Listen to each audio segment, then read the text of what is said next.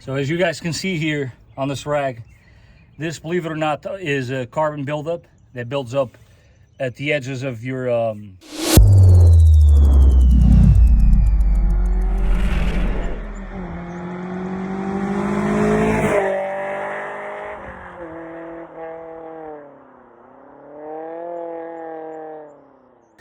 What is going on, guys? Welcome back to the channel. This is the Vikings garage. And man, let me tell you something. We left a lot of meat in the bone last time. I did that on purpose. So basically, last video I made, I told you guys about our little vacation trip, and I revealed that at the end, I found out at the same time as you guys that we actually managed to average 20 miles to the gallon. Well, today, I am going to tell you guys what you can do at home to achieve the same, or actually, I would hope you achieve more, because for what I understand, there are guys out there getting in the low 20s. I have no idea how you're doing that, but please drop me a comment down below because I want to do the same. Needless to say that the gas prices are right now are, well, bad, really bad.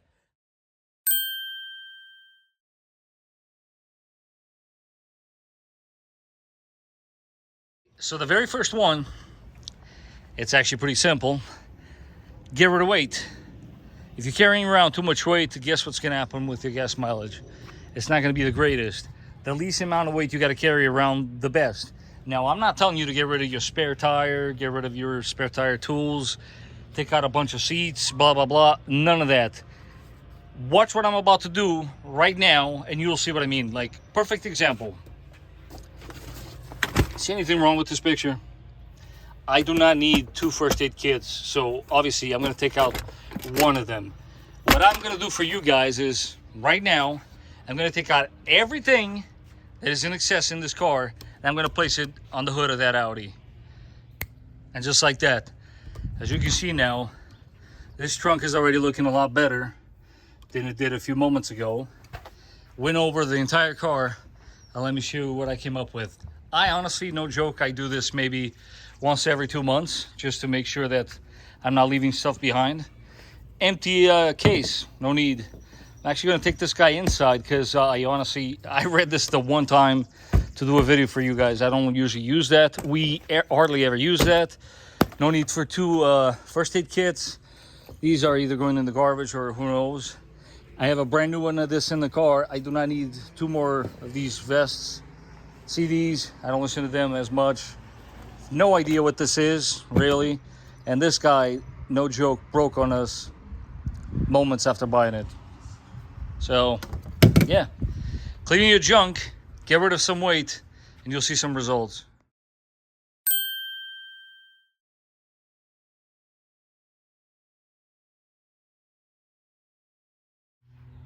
So, the other tip, guys, which is a must, and I can't stress this enough, you got to stay on top of your tire pressure. I check my tire pressure, no joke, once a month. I know it sounds a little overkill, but you'd be surprised how much you can actually save on fuel if you have the adequate tire pressure on your tires. Now, you might be saying to yourself, well, what is the tire pressure I should be having on my tires? It is usually posted here on the side of the door, as you can see there. It is 32 PSI, both front and rear. But here's a little top tip, no joke. For this trip, as I'll post on the corner here, set my tire pressure on every single one of the tires to 36. You didn't hear it from me, but if you do increase your tire pressure by a little bit more than what the manufacturer recommends, chances are you will see better gas mileage. Trust me on that one. Another thing, while we're in the topic, which I sort of fit into that category, or I might not, it's too early to tell, but there are specific tires for specific situations. So if you're really keen on just focusing on miles per gallon, which I highly doubt, I mean, we have 4Runners, that's not what they're for to begin with. But the tire choice that you make does have a lot to do with gas mileage. You can actually increase those numbers by 1 or 2 based on the tires you choose alone. Now, these, as far as I can tell, to be honest with you, because they're not as crazy or aggressive as far as greepiness goes, I haven't noticed that much of a loss. but I've been told that these versus the last tires that I had on, I believe they were the BF Goodrich. Those BF Goodrich are a little more, you know, for a highway driving, normal type of road driving. And these are for a little light off-road capabilities, but just something to keep in mind there.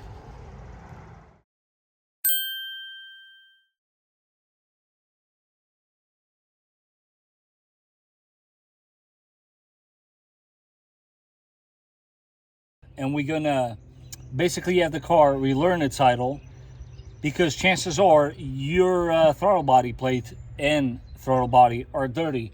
Now, I took the liberty of printing this out from the manual, shop manual, and here it actually teaches us how to check our idle speed. Now, why is this important? Because first of all, you have to put the transmission in neutral, which I would suggest you put the car in parking brake first, put the transmission in neutral, and make sure that UAC switch is off. That being said, no foot on the gas or anything. While the car is idling, your speed should be between 690 and 790, as you can see there, as per the manual. Now, why is this important? Because if your idle speed is not within specifications, you are therefore by default already wasting more gas. Now, you're probably wondering and asking to yourself, but how can we correct that? That's where I come into play. I'm going to show you today for free. You don't have to go crazy. You can pick up any intake cleaner from your store. It doesn't have to be this brand. This does not matter, guys. The point is that you clean your throttle plate and you spray some of this. You'll see in a second. And when we're done, which I'm sure a lot of you have done, we're going to add a fuel additive to the tank, which I recommend you do this with a full tank. But stick around and I'll show you what I mean. I'm going to speed up the footage for you guys so you can see. What I got to take off right now is pretty simple. We're going to start off with this cover, and we're going to take this guy off.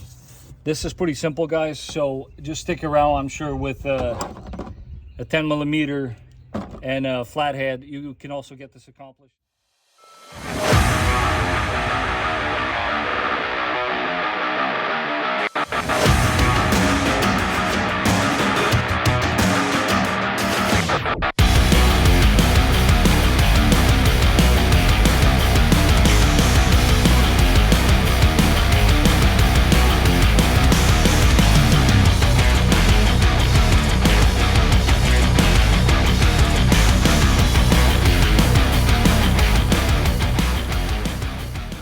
Got you guys a better angle of what we are actually doing so that you guys can see better.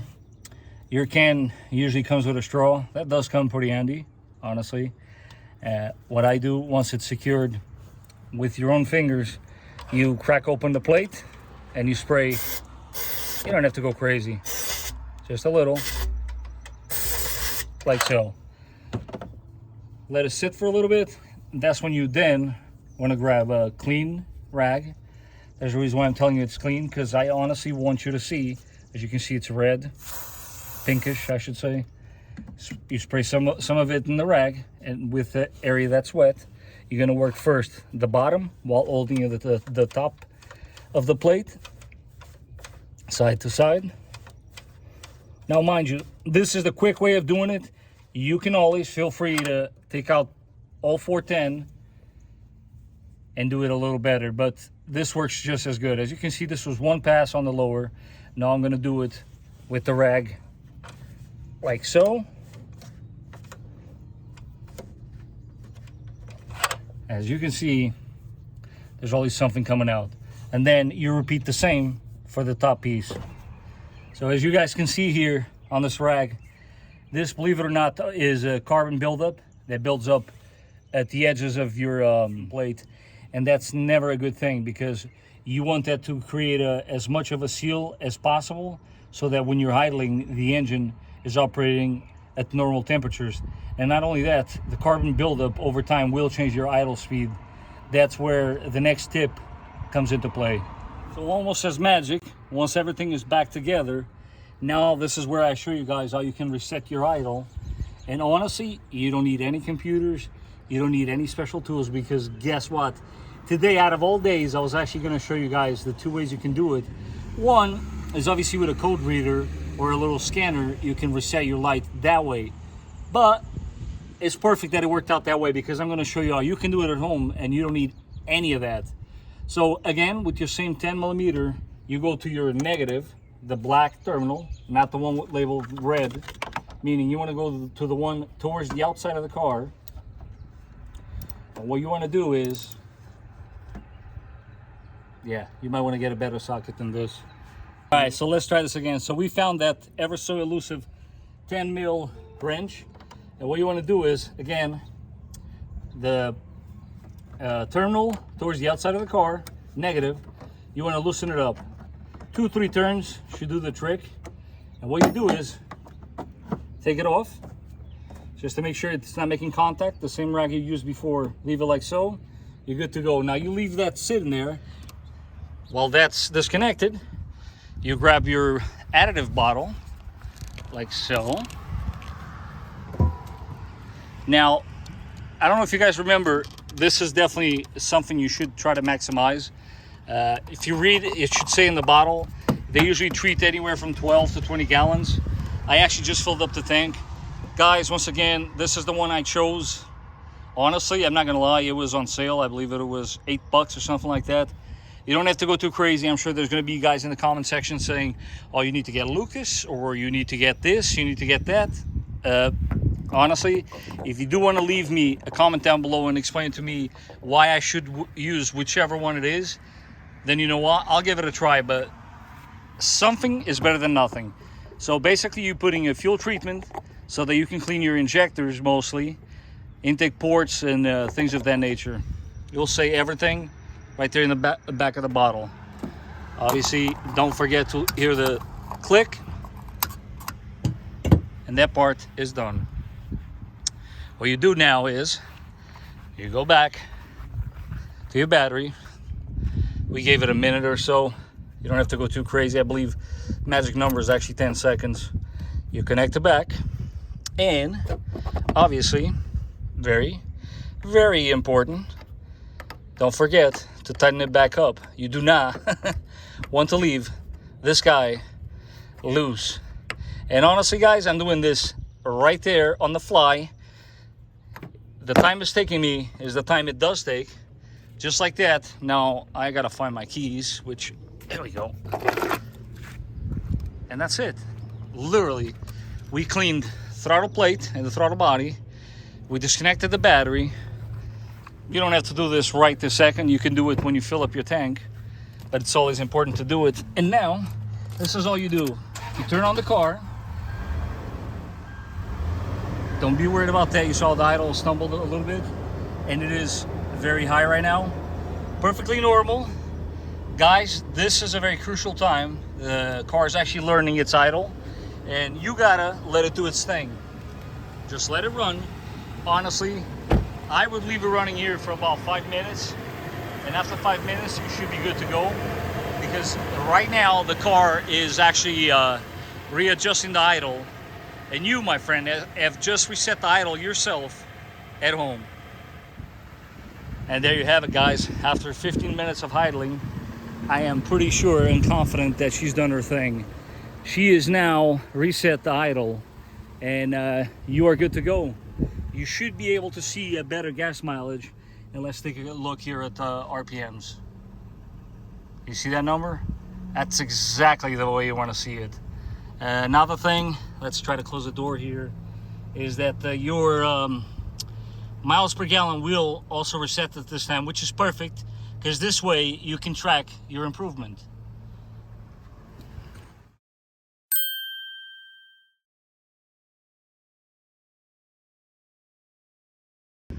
Now, one more thing, guys, that I'm going to add, totally adding this as a bonus.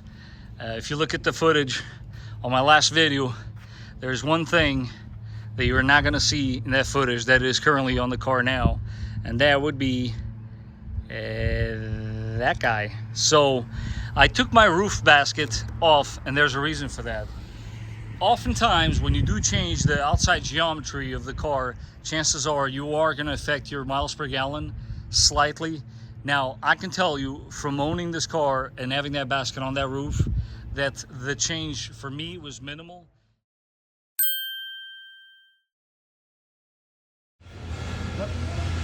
This is not much of a failure, guys.